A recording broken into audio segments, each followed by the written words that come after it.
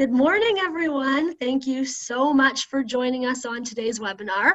We are so excited to help you make it out of the door alive today. A very, very hard task for every parent. And we're very fortunate to have two guest speakers, Julie and Gail from Parenting Power. Julie Friedman-Smith and Gail Bell are Canada's go-to parenting support team. The two co-founded Parenting Power in 2002. Their combined experience in the educational sector set them up perfectly to support parents in facing the everyday parenting challenges of life. Their clients range from individual families to large-scale companies that are seeking to support their employees in feeling confident, capable, and calm at home so that they can arrive focused and ready to work. Julie and Gail believe that there is more than one right way to parent and combine research-based information, humorous anecdotes, and parenting tools to use, resulting in audiences and clients ready to face their real-life parenting challenges head-on. We are so excited to have them hosting our webinar today. If at any time throughout this webinar you have any questions, please feel free to use the question and answer or the chat function at the bottom of your screen anytime, and we will ensure that your questions get answered. Over to you, ladies. Here we are. Hello, I'm Julie. And I'm Gail. And we're really happy to be here with you. Just want to get into the slide presentation here. There we go. So we, as you just heard, we started Parenting Power back in 2002. And over that time, we've worked with so many parents, and we hear time and time again how while parenting can be super fun and enjoyable, it can also feel really stressful, really shameful, frustrating, overwhelming. And it's that idea of wanting to do the right thing, but not knowing in the heat of the moment exactly what's supposed to happen. So Gail and I believe in the definition of power as the ability to affect change. And we know that when parents feel like they have the tools that they need in the moment, then they feel like they can affect change. And that's really why we started our company. And we're so happy that we're here today because we get the opportunity to share that.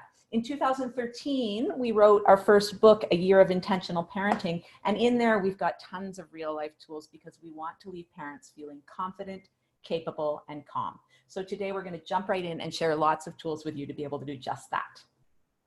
That's right. So we're going to get you out of the house alive, hopefully consistently every morning. So here we go. Are you trying to do everything? Is it your job to get yourself up, your children up, get them dressed, get breakfast on the table while you check your email, Twitter, Instagram, and Facebook? Oh, and feed your children. Then you wash their hands, their face, their teeth, get their coats out of the closet, try to get their coats on them. Oh, and don't forget to tie up those shoes. Finally get them into the car, maybe after 3 meltdowns or sibling rivalry fights.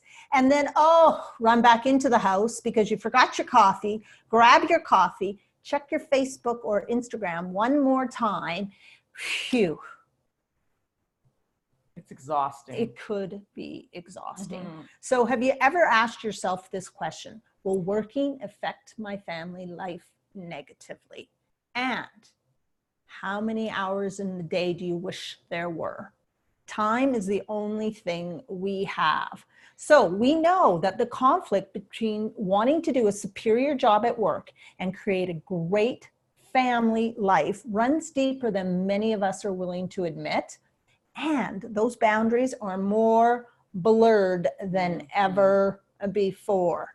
It's a well-known fact that the #1 reason for absenteeism at work is home-related issues. That's right. And a Health Canada survey rated finding work-family balance as the 3rd highest stressor for employees. So if we've got stressed employees, we know there are stressed children, we know there are stressed managers and bosses. It impacts everyone in the workplace, and it also impacts everyone at home.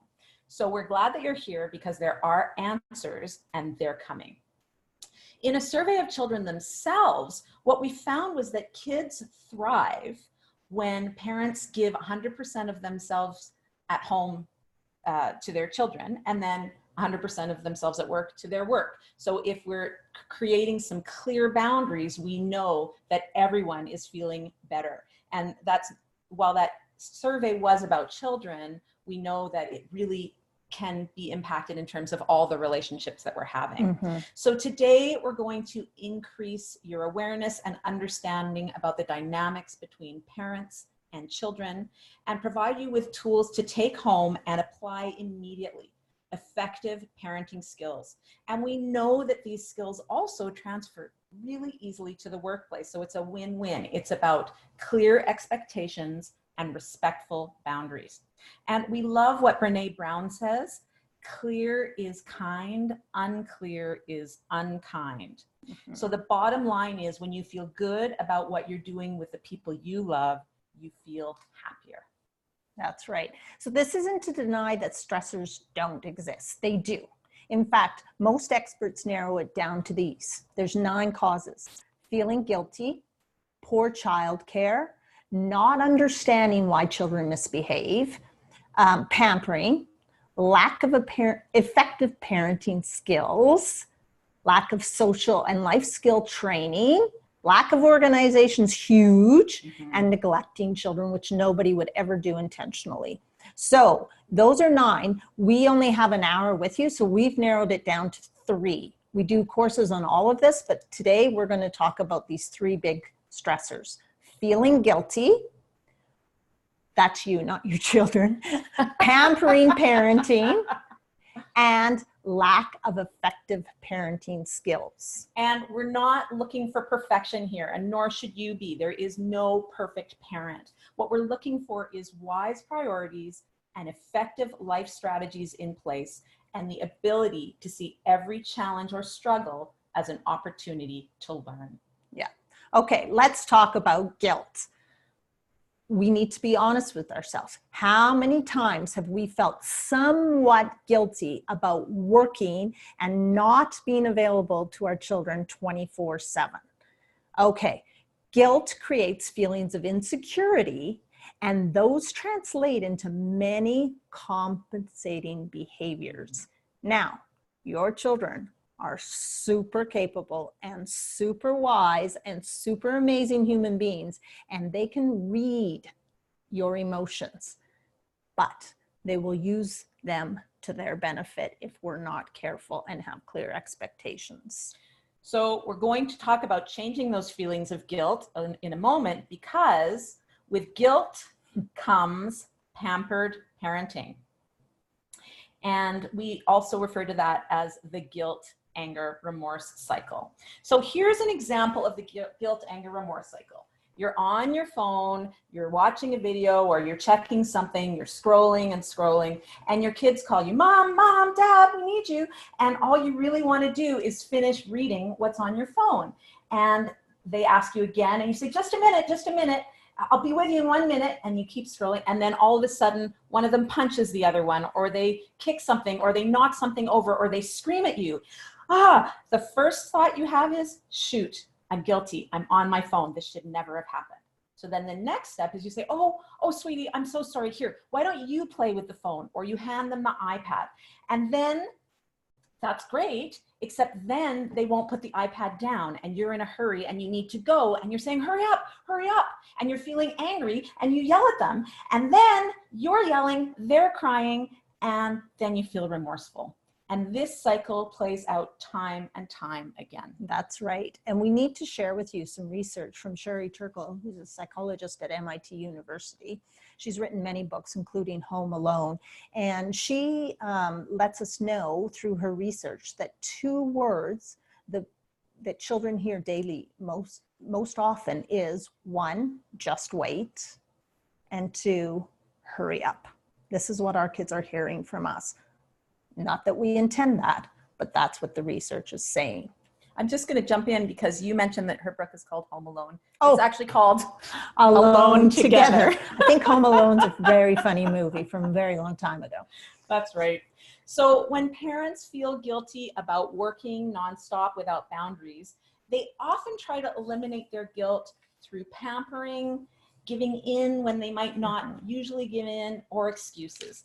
And pampering and excuses are not healthy for a variety of reasons. Number 1, pampering invites children to form unhealthy beliefs like I feel loved only when I'm spoiled and I'm entitled to whatever I want. And this really increases the manipulation factor for our kids. Number two, excuses let everybody off the hook. If Johnny only misbehaves because I'm working, then I don't need to teach him how to behave because I'm going to keep working. So there's nothing we can do about it. So when we make an excuse instead of a reason, we really eliminate any reason to make a change. And the last one almost feels like the most important. Kids see through pampering. They know that things are not a replacement for love. And at Parenting Power, we like to say kids spell love Time. So while we're talking about time, we want to tell you that researchers back in 2018 coined a new term. It's called technoference. And what it is that research has shown us that parents' use of their cell phones increases kids' misbehavior. They're misbehaving to get our attention. And in fact, we're just coming up to our 4th annual No Phone Family Day. Gail and I started a movement 4 years ago where on Family Day, we encourage families to either spend the whole day or at least a portion of the day where you make a plan to put down all devices, disconnect, so that you can connect with your family and start to remember how important it is for that eye-to-eye, shoulder-to-shoulder, face-to-face communication. Okay, so with guilt and parenting and pamper parenting come the hassles. There can be morning hassles. There can be evening hassles. There can be eating hassles or dinner time hassles. Guess what? Responsibility or chore hassles, and down the road, depending on the age of your child, homework hassles. So, I mean, they're all hassles, all of them. So step one, you need to become aware. You need to become aware of what's happening in your home now, not judging it, just become aware. Let's talk about morning hassles. Most morning hassles happen for 2 reasons. One, it's because parents try to do everything for their child, or they assume and magically believe that their children know what to do. Okay? So under the category of doing everything for your child, we just want you to stop and think. Why are you doing that? If any of you have children 3 and over and you're still dressing them, we've got to ask you why. Okay? We know why. Well, there's a few reasons, okay? It doesn't need to happen, but this is maybe why it is happening. It's faster and easier. They might look better. You might not like what they choose to wear. Working parents don't necessarily want to have their children to have extra hardship. There's that guilt again. And finally, of course, once you start doing it, your children expect it. And they might whine or cry or just plain stall for you to come, because when you're with them, they love that. All right? Okay, so what you need to do is you need to take time as a family to set those expectations and teach your children. These are the strategies that we're going to learn today. All right, let's look at a few more day in, day out, over and over again hassles. They're so fun and energizing. Not at all. Let's talk about whining. Why do kids whine? Well, often kids whine because they want our attention and they find out that it works. Working parents often tell us that they think their kids are whining because they're working and they're just so sad. But the reality is that kids whine because it works. It gets them what they want. And working parents often give in to whining either because they're exhausted and don't have time to deal with it, or they feel guilty. And when we don't take time to deal with whining, it continues. And sometimes the typical responses to whining is just more whining. I hate it when you whine. Will you please stop whining? Just stop whining. And then we're whining back to them. Yeah. Okay. Let's talk about bedtime hassles. How many of your children, or maybe even you, don't want to get dressed in the morning and then don't want to put your pajamas on at night? Push those buttons, okay? Your children know in the morning, often families are in a hurry, and at night, most parents are exhausted. They know that, they read it, and they will play on it. So again, here's some common mistakes. Lack of planning with your children, okay? Using our energy for power struggles instead of learning and teaching the skills that invite cooperation. So the verbal cycle begins again.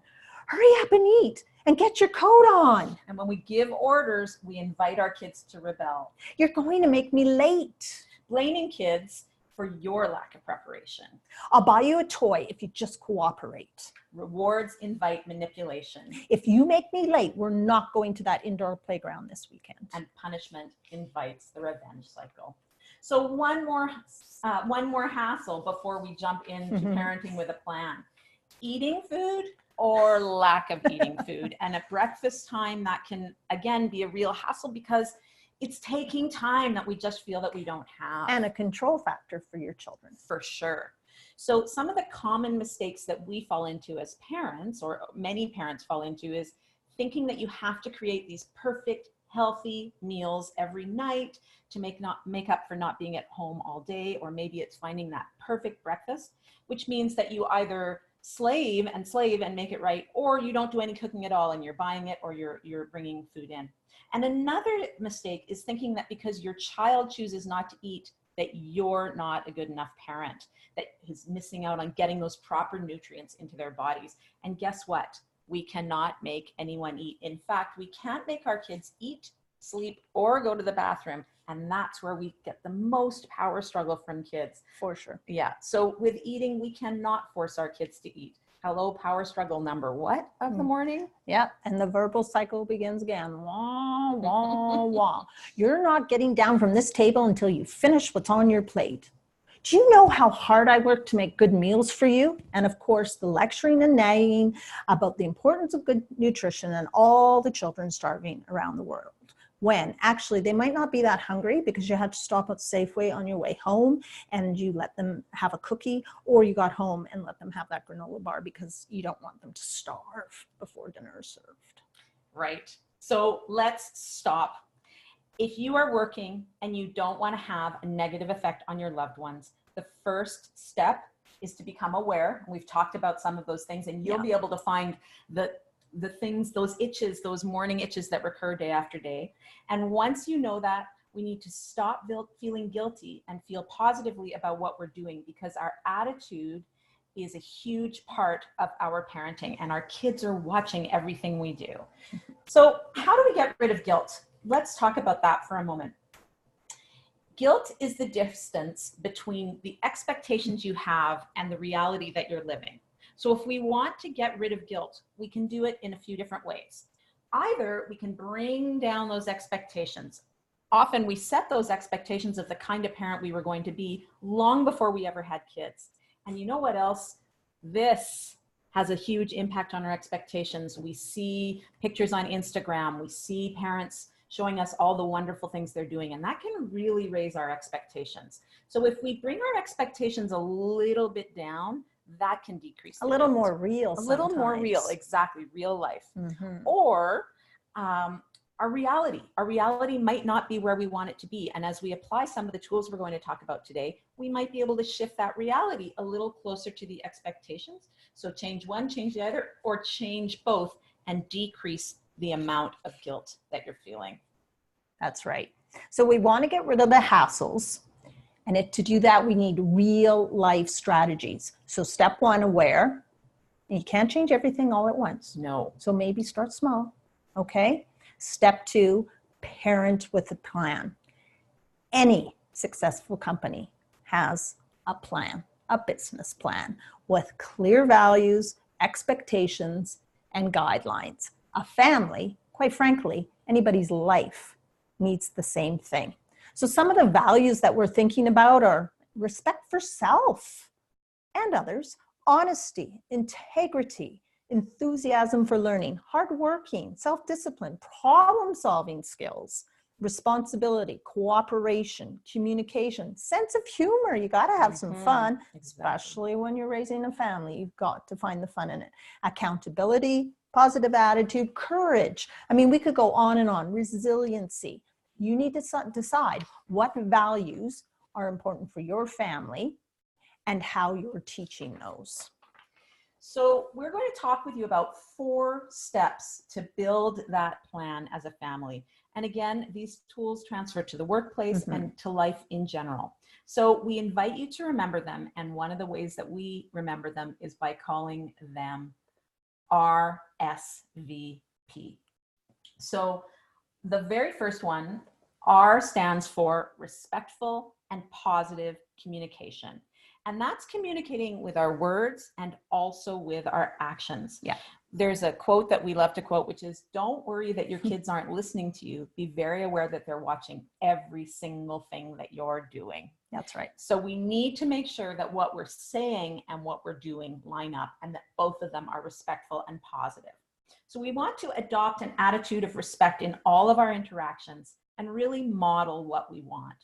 So we need to stop the guilting, How many times do I have to tell you? the insults, I can't believe you're wearing that.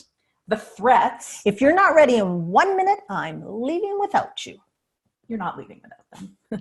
The orders, Come on, get dressed. Hurry up right now. the sermons, You should know better. the poor me, I can't believe how you trust me. I do everything for you and you appreciate nothing. the Billy's better, Look at your sister. She's ready to go. She's got her coat on. the uncompliment, Wow, you cleaned up your room. Wonders will never cease. and the forecasting. You'll see one day you'll end up with no friends at all. Sometimes these things just pop out of our mouths They do. without us even realizing it. And oftentimes parents try to teach by stuffing in wisdom through long lectures, and they wonder why it goes in one ear and out the other. So we really want you to think about how you would want a colleague to react to you in the moment when you make a poor decision at work. That's right. Okay. So let's take another look at whining. Instead of the stop whining, as you model exactly what you don't want them to do, we want you to model good communication. Okay. So here's another strategy to help you. Think, model. Now, Julie and I are not suggesting that you do all of these strategies. Okay. Not all at once, Not for all sure. at once. We're going to go through them and you're going to say, that one might work for me. Okay, so we're focused on whining right now. Model. M stands for message. You decide on your message. You might even write it down. Okay, we use a calm, normal voice in this home. So every time your child whines, you just respond with the same thing like a tape recorder. We use a calm, normal voice in this house. O stands for one word. And that's something you would set ahead with them before. You could say, when you're whining, I'm going to cue you by saying normal voice. Okay, so you're not getting on the dance floor with them. You're just cueing them. Normal voice. You're reminding them they're capable to use a normal voice. D, you might simply describe the problem. I hear whining. That's all you need to do. Express feelings is a big one, and we'll go into this more later, but express your feelings. You're not telling them what to do, you're just expressing your feelings. I feel annoyed when I hear whining. And you're using a calm, normal voice. L is list the facts. Whining is not acceptable in our home. I will respond as soon as I hear a respectful voice. Okay, so you can choose what works for you. Okay, it is part of your parenting with a plan, and you need to let your child know before which one you'll be using with them when they choose to whine. So now S stands for set expectations. So here are some thoughts about setting expectations. Parents often think that it takes more time to use kind and firm parenting than it takes to just give orders or use punishment. And actually, it's simply a matter of habit or a lack of skills, not really knowing what to do. So kind and firm parenting actually takes less time, is less stressful, and is more respectful to all members of the family. And effective. Yeah, for sure. Setting expectations means deciding what is acceptable and not acceptable in your family and in your life. And you need to decide what you're going to do, what your partner will do, and what your children will do. And that's going to be different for every family. And it doesn't just automatically happen. That might feel, it takes a lot of time. So really it's about picking one situation and getting clear in your family, what do we want it to look like and who's doing what part of that. Mhm. Gail and I often ask ourselves, and our kids are much older now, but we've asked ourselves all the way along, and I still ask myself this, and I think you probably do Sometimes. too. What am I doing for my children that they could be doing for themselves? Because when we do things for our kids that they could be doing for themselves, we're demeaning them. We are literally removing their sense of meaning. And especially with young children, a lot of who they are comes from what they're capable of doing. I can tie my own shoes. Yeah. I can put my dish in the dishwasher. Yeah, me do. Exactly. So when we have kids that want to do these things, but we're doing everything for them, then we're taking away their sense of meaning. So that's important to know too.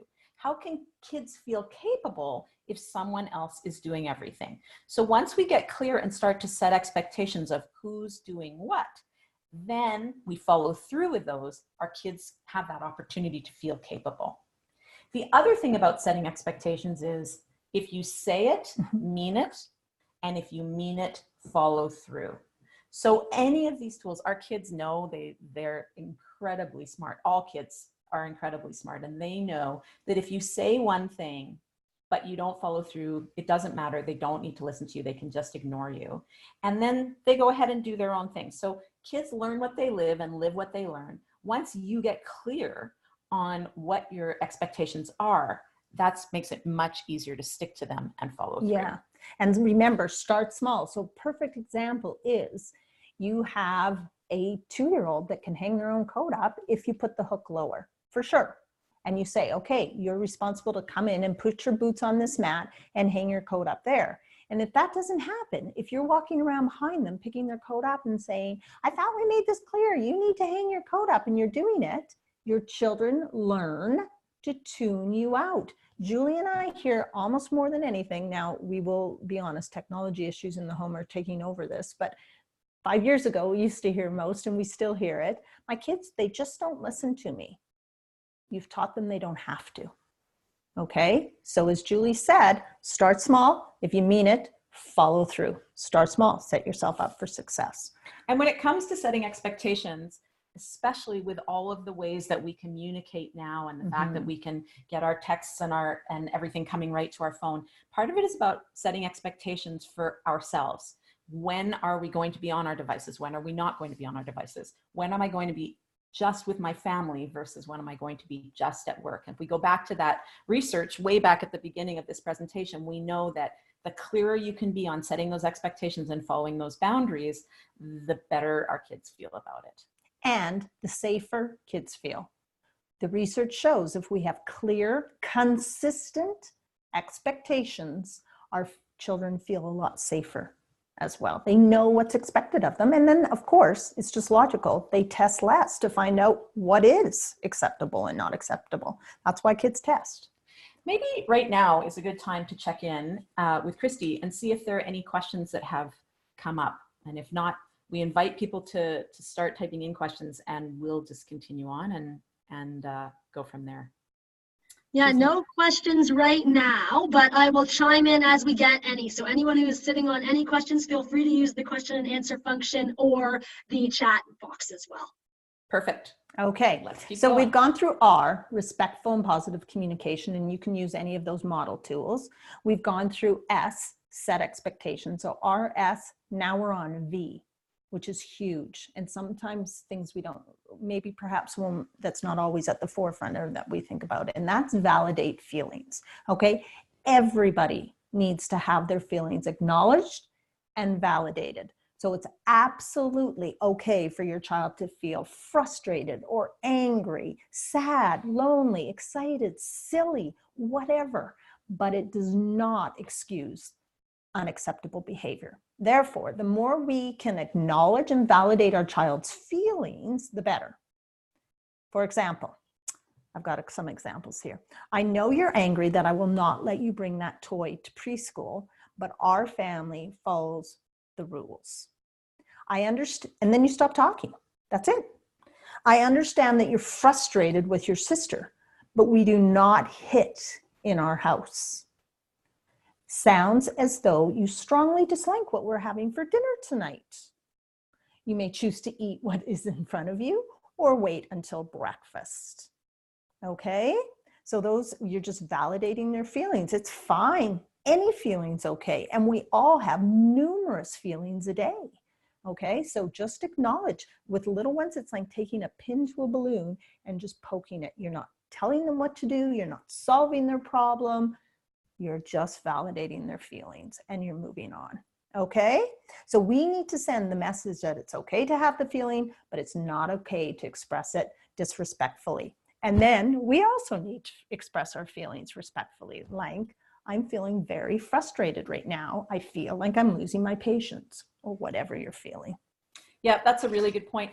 And just because we say those words doesn't automatically mean that the feeling's going to go away right away. No. So we can take a moment, we can be with our child. You might have a child who does not want you near them when they're having this crying, and it's okay for them to sit and cry. Wow, your tears are showing me that you're sad. That's okay. You sit there and let them come out. Your feeling will change soon, because all feelings change. And then sometimes you have a child who just really does need you to be with them. Yeah. And so there's nothing wrong with sitting, doing some breathing, just being close to them. Do we have to give them stuff to distract them? No. Do we have to fix their problem? No. But we can be with them and help them through that feeling. And the more we let that feeling just happen, the more it will come out, and then we can move on to the other situation. Yes, so Julie and I are not suggesting bribing or threatening or pampering parenting at all, because as you will see later, it's coming up. Hang tight. We still will deal with that issue, especially if it's something that's happening again and again and again. We come up with a plan with our child of how to deal with that issue. Nothing works in the moment. Emotions are too high. So our only goal in the moment is to decrease those emotions, getting everybody calm again. And if we as adults are feeling like we are losing our patience, and if you're ever in a situation where you felt like you couldn't control your emotion, remove yourself from the child. Get the child in a safe place and remove yourself, because we all have moments where those emotions are really, really huge. Yeah. Okay. So we've done R, we've done S, we've done V, and now we come to P.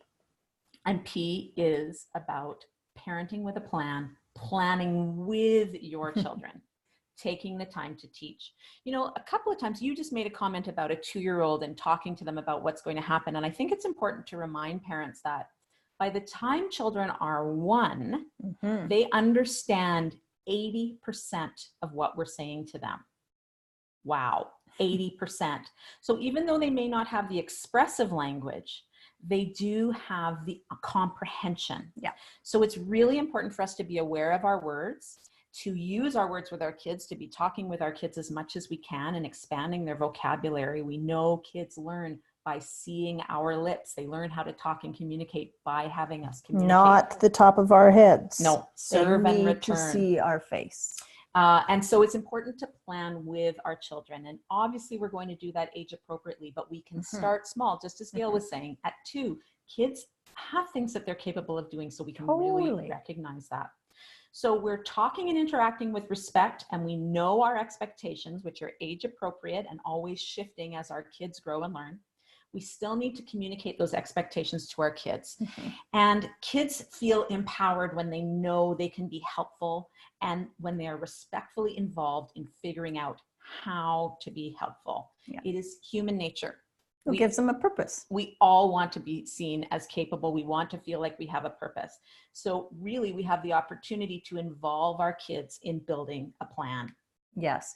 Think of at daycare or school, there's routines, clear set expectations that those kids do every single day, day in and day out. And they know the routine, they know their expectations, and rarely do they challenge those. All right. We hear all the time from parents, the teacher says they're so good at school and they're completely different at home. You got to step back and say, why is this happening? Become aware, make a plan with your child. Okay. So as our as it's our responsibility as parents to take the time to teach and communicate clearly. This happens most effectively during what Julie and I call the family power hour, but not in the heat of the moment. Okay, you can't.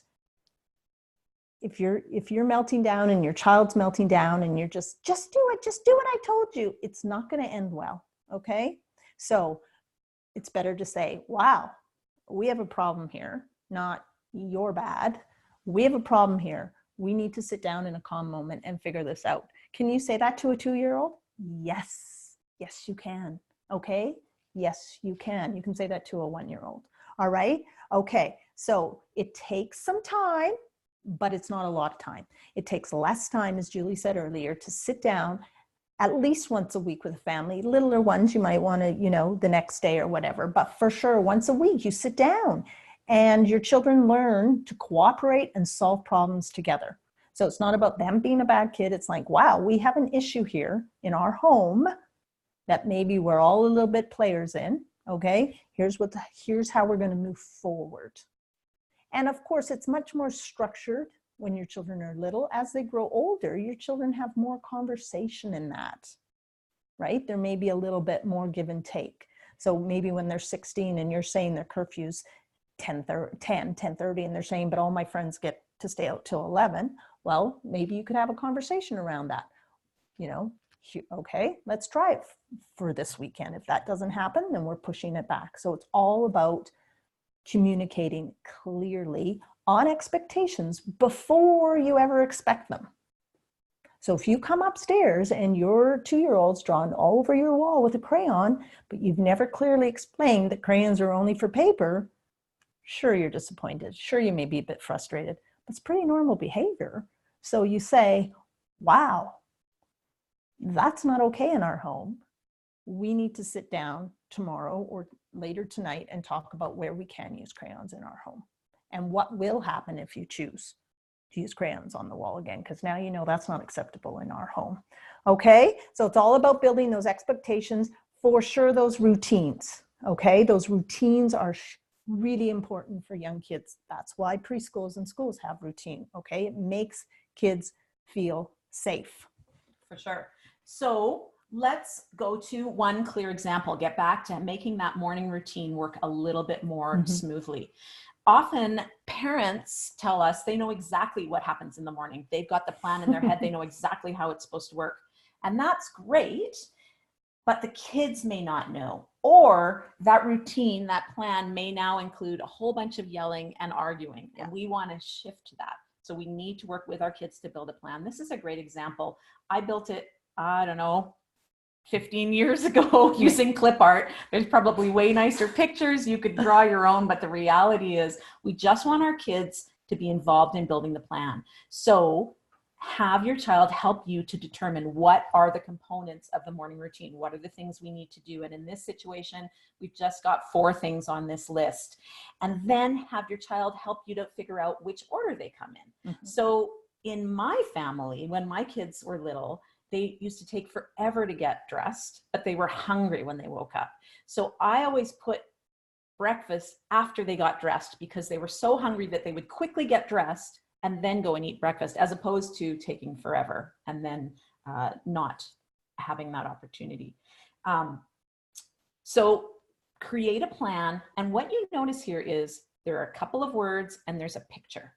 So we want our kids to be able to see it themselves, because if they can take that plan, then they can start to tell you what the plan is. And instead of you nagging and nagging and nagging at your kids, they can tell you, you can ask them. So what's the next thing we do? Where do we need to be? And they can be the people who are taking responsibility. And we're not suggesting that if they've never done this by themselves, that you just create a plan, give it to them and they'll do it. Oh, no. No, remember, you have to teach. And then you were doing this plan with them for a while, and then you're pulling yourself out slowly. That's right. Yeah. Okay. And sleep. Right. Sleep experts tell us that a night routine is just as important. Okay. We need to know and accept that we are the most sleep deprived generation ever. for many reasons. We're all very busy, because busy is a new status word. If you're not busy, you're not important. And there's lots of things to distract us, okay? And if we're distracted and not with our kids, they will delay bedtime to try to get your attention. So there's a sleep chart. That is from the National Sleep Foundation. And, you know, this is really minimum sleep, okay? And it's got to be consistent. That doesn't mean they get to stay up Friday night. Okay, so it's really important. So is your sleep. Your sleep is just as important. So that's really, really, we need to know that. So plan for success. We also need to model. Remember, Julie said they're watching your actions. So we need to model, and we need to follow through, because if we don't follow through, they're learning from our actions. They're learning we're inconsistent, so they can be too. So some simple little things that Julie and I want to share with you. Get the breakfast dishes out the night before, okay? Don't leave the dinner dishes until the next morning. Get your clothes out. Get up 15 minutes early and have your shower in peace and quiet. Maybe schedule 5 minutes for your social media before the kids get up.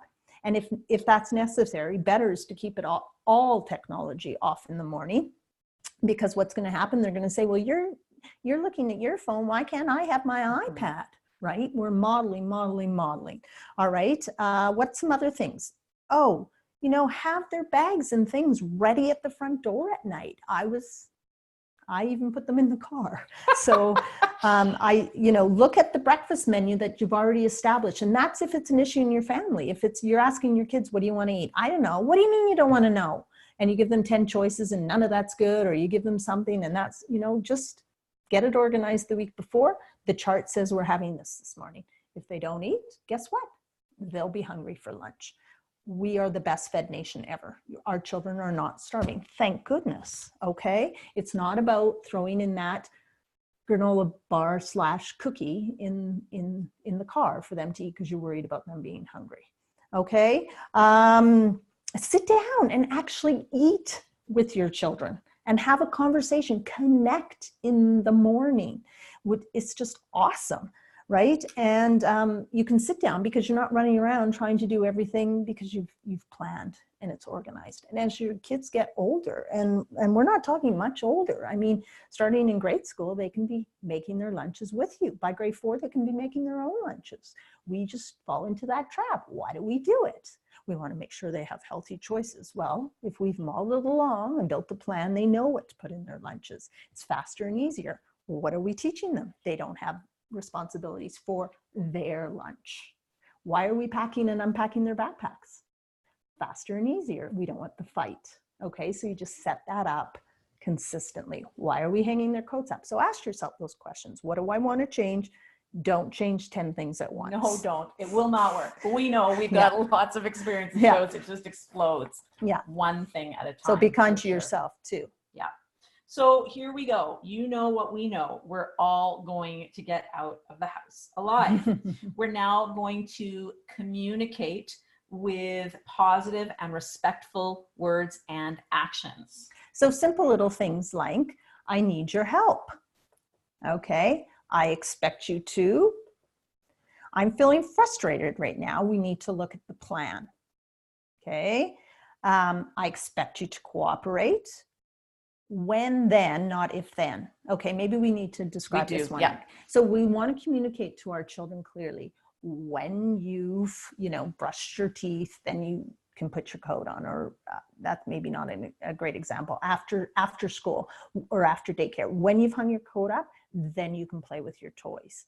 We don't want to get into the if then. If then's actually giving them a choice. If you hang up your coat, then you can play with your toys. They may say, oh, I'm not going to hang up my coat, and I don't care. I won't play with my toys then. Okay, and the power struggle begins. All right, so when, then. It's really important. It's just a little shift in language, but it's really important. I know you can is awesome. Mm-hmm. It's great. It's awesome.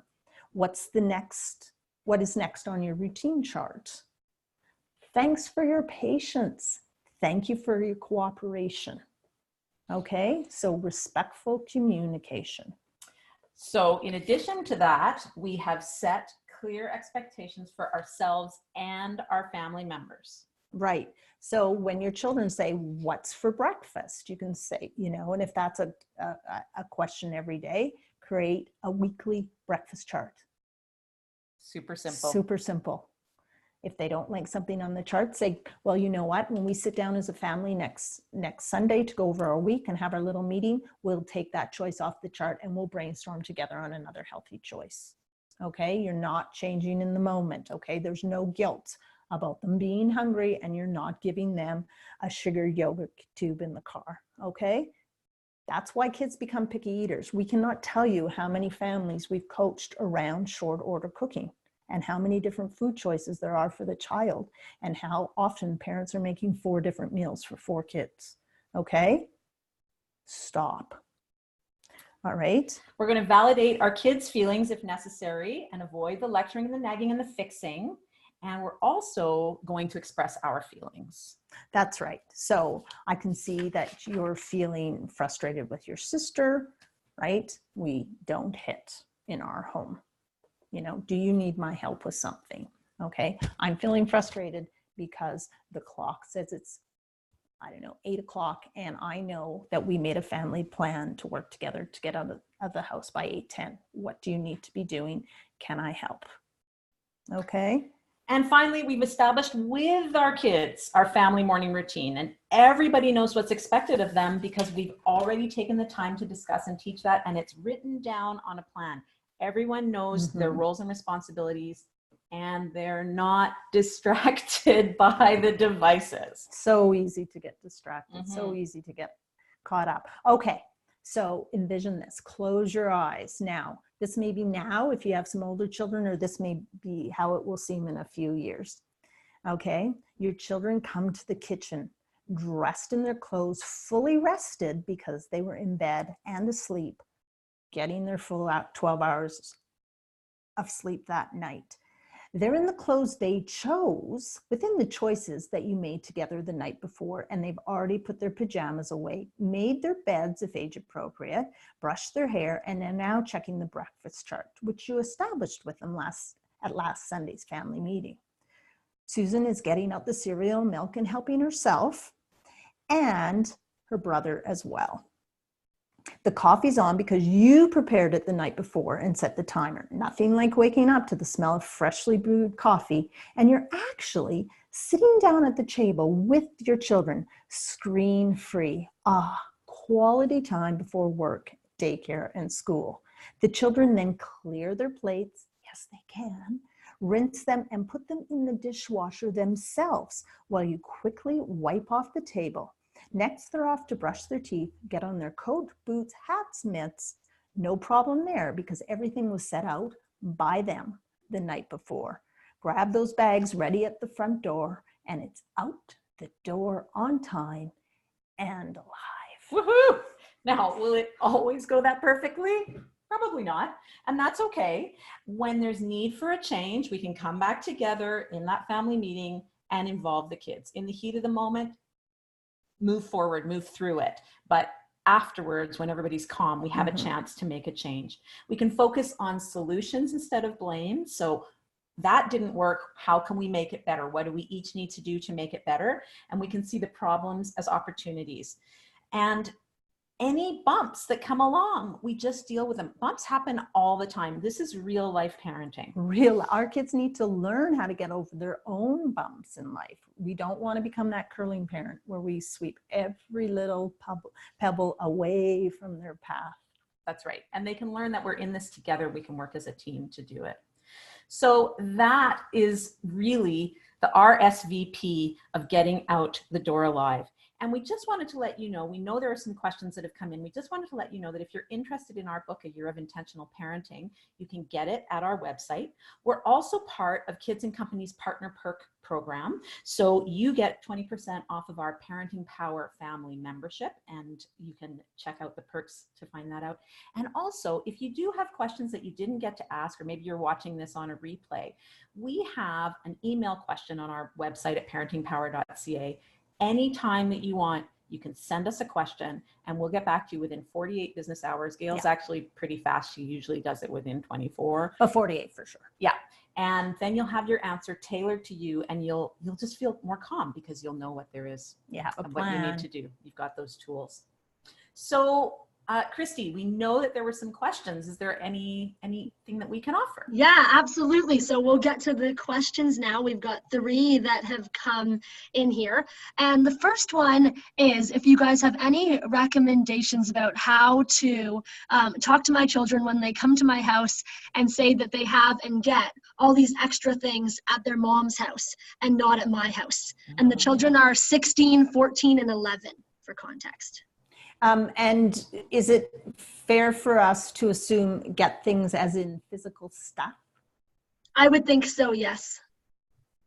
Okay. Well, this sounds like children that are sharing time with both parents, and everyone we need to know that has different values on what stuff is. So I think open, honest, clear communication is best. So don't get in the conversation in the moment. You know, use that strategy of, oh, I hear that this is something you'd like to talk about, because your emotions might be high. You might say something you don't want to say. We always need to be respectful that our partner is our parent's child. So we never want to say something negative about them or their actions to our children. We just want to speak to what is acceptable when they are with us. Okay. It's always great if you can come together and share that, maybe, you know, as a combined family once in a while, but sometimes that's not going to happen, and that's okay too. Mm-hmm. There's no guilt or blame here. So I would suggest that parents say, again, use that strategy. Oh, I can hear this is something that you'd like to talk about. Let's add that to our family meeting agenda, and we will talk about that on Sunday. Or do you need to talk about that before? And if they say, yeah, I really want to talk about it, you can say, okay, I'm ready. If you're not ready, you don't have a plan about what you're going to say, or you're too emotional, say, you know what, I need to think about that. I need, you know, till tonight, or I really would like to do that Sunday. And then you address it, and you can say, here's the values in this home when you're with me, and you need to know that this is what's happening. This is what I feel you need. If there's something that you want, I'm willing to make a plan with you to give you extra chores to earn money for that. You can put it on a birthday or a Christmas list. So I'm not saying, no, you can't have it unless it's something, well, immoral that you don't believe in or potentially illegal, but you know, that's a different conversation. And make a plan with them about maybe how they can earn that or get that through various ways. I love that you use the words want and need. And I think that that's a really important thing that we can start talking about with our kids at a really, really young age. So what's the difference between a want and a need? And we all have all of them. Absolutely. And so just trying to decide with the resources we have and with the values that we have, we're going to absolutely cover your needs. And when it comes to wants, we can come up with a plan of how to solve that. And I love the way it's not about blame or shame. So we're not saying, oh my gosh, your mother got you this. What was she thinking? We're saying, in this house, I feel this way. Your mom makes decisions for her house. They're not wrong or right. We're just different people. And those are the way we make those decisions. So hopefully that's some helpful tools to use. Perfect. Yes, thank you. The next question is that you guys gave the example of picking up the jacket after the child, even though they have a hook, they're supposed to put it on. What tactics do you suggest to reinforce this ignored expectation? Right. So part of it is getting clear on what the expectation is first and sharing it with the child. So that's number one, because if you know that you want the kid to hang it up, but you've never actually said anything, then how do they know? Yeah. They know that you always pick it up anyway. Number two is you could come up, if we go back to that slide on modeling, you could come up with a cue word that you're going to do. So as you're coming into the house and you've arranged this with the child ahead of time, I noticed that sometimes you forget to hang up the coat. So what cue word would you like me to give you as we go in? So it might just be entering the house, or it might just be coat, whatever it is. So then as you're walking into the house, you say coat, or you say, what do you need to do before you play? Whatever you've worked out. Mm-hmm. And then the third part is you match your actions to your words. So you don't just say the word and hope that it happens. You enforce that it needs to happen. So before they head downstairs to play or before they head somewhere else, you make sure that the coat's not done. And if they're heading up the stairs, you say, oh, I see you heading up the stairs right after the coat, please. Yeah. So they come back and do the coat. Or I still notice there's a coat on the floor. Yeah. You can express your feeling. I'm feeling frustrated. I thought we had a plan for this. I need you to come down and hang your coat up. And if they're really little, remember you're doing that with them for a while. And then you say to them, I totally think you're capable of hanging your coat up. What do you think? Yeah. Okay. And then the last question, I see we're almost out of time. Yeah, so we have actually 2 more. We'll try to be fast because we just got a 4th one here. So any strategies if one child prefers one parent over the other during a morning or nighttime routine? Mm-hmm. Yeah, that happens a lot. And Julie and I would really encourage parents not to fall into that trap. So again, validate the feeling. I can see that you'd way rather have daddy in the morning. You know what?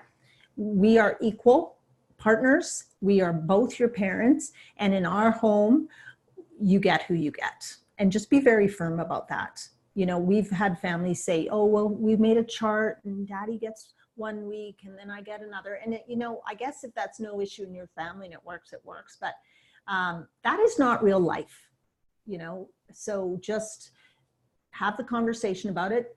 Validate their feelings. You can feel really, sad about that. But daddy and I, or mommy and I, or we work as a team. And that's hardest on the parents, I think. Yeah. It's hard. We hear from dads a lot that the kid only wants the mom, or from moms that the kid only wants the dad, and they're feeling bad about that. Yeah. So part of that's dealing with our own feelings about it. This is just a stage. It's an age and a stage. It'll shift. Yeah. So it will shift. And don't get into the conversation in the moment. Yeah. We talked about this. Don't you know you're hurting my feeling? And no, just say, I want mommy. I understand that. Would you like to read your book now? Or I can leave and you can go to bed without your book. I love you very much. Super calm. Just super calm, matter of fact. Perfect. And would you ever take away something such as technology if they are not following expectations? So that's a loaded question. Yeah. And it's a loaded question for a few reasons. Number one, when we just start taking things away randomly without planning it with our kids ahead of time, that's called punishment. Yeah. And it's not great training. It does teach kids that you have the power and they have no power, but it doesn't really teach them a better way to belong. So if technology is too distracting and they're not able to get their stuff done, then ahead of time you say, if you have trouble giving up this iPad, you're showing me that tomorrow we won't even get the iPad out during the morning routine because it's too distracting. And once you show me that you're capable of managing what needs to happen, then we can try again. Yeah. So it's building that expectation. It's not taking it away for a week or a month or a year. Yeah. It's having them face the consequence and then trying again. And as our kids get older, junior high especially onwards, technology really is now becoming a social tool. So we need to be aware that possibly instead of removing it completely, it's more about setting guidelines. And we have a whole other presentation called Are Screens Stealing Your Sanity, which talks all about this. And we'd be happy to share tools with So parents. Really clear guidelines and expectations with technology with kids in junior high and high school. So it's not that they can't have it, it's when and where and why. Okay, and just getting back to that question. So as Julie said, if parents are constantly taking away, it's about the power of controlling your kids. It's not parents taking it away, is what we're trying to say. It's about a child choosing not to have that privilege based on their behavior. And that's how we have to talk to them. We have to say, you never need to lose your technology. That is 100% your choice. So we get out of this, my mom took my iPad away. No, mom didn't. Your behavior in our family, you can have it for, 30 minutes. And when 30 minutes is up, you need to show us that you're responsible enough to turn it off. If that's becoming a fight, your behavior is telling us you're not ready to have that privilege yet. We can try again later, another day. And we've got lots of tools and information that we're sharing through our blog and our social media and our podcast, our Real Life Parenting podcast, on technology in the month of February leading up to our No Phone Family Day. So you can certainly check in on that as well. Fantastic. So to just summarize that answer, yes, a child may choose not to have their technology for a little bit. Perfect. We have one more that just snuck in. Sure. Okay. Here. So I have to leave for work earlier than my wife. How can she finish getting ready in the morning in other parts of the house, like the bathroom, the bedroom, the kitchen, while still ensuring the kids are staying on track with their morning routine? The kids are 3 and 5, so they can get distracted by toys and fights. Sure. So actually the kids are 3 and 5, so they're at that perfect age to start being set up to do more things on their own. Totally. That's a great age to be building these plans. Yeah. Yeah, so it's really, and so here's the thing, if we have kids misbehaving, getting distracted to bring us back into the room, then sometimes we end up spending twice as much time nagging them, going away, coming back, and nagging them, going away, coming back, and nagging them. Yeah. So it's about building that morning routine, and maybe it's your wife being with them as they're getting dressed, or being with them as they're eating, and then, or maybe they're getting dressed, they're all coming to the same room to get dressed, so that your wife and the kids are getting dressed at the same time. And and hopefully it's much more productive in the long run if she's not doing her stuff when she's getting them up. She's done that 15 or 30 minutes before. Right. It's just so much calmer in the morning. So there are lots of different ways to plan it, but really it's about sitting down and building that plan, and then showing your kids, giving them the plan to hold, so that they're focused on that and they're getting attention for following the plan instead of getting attention for falling off of the plan. Yeah.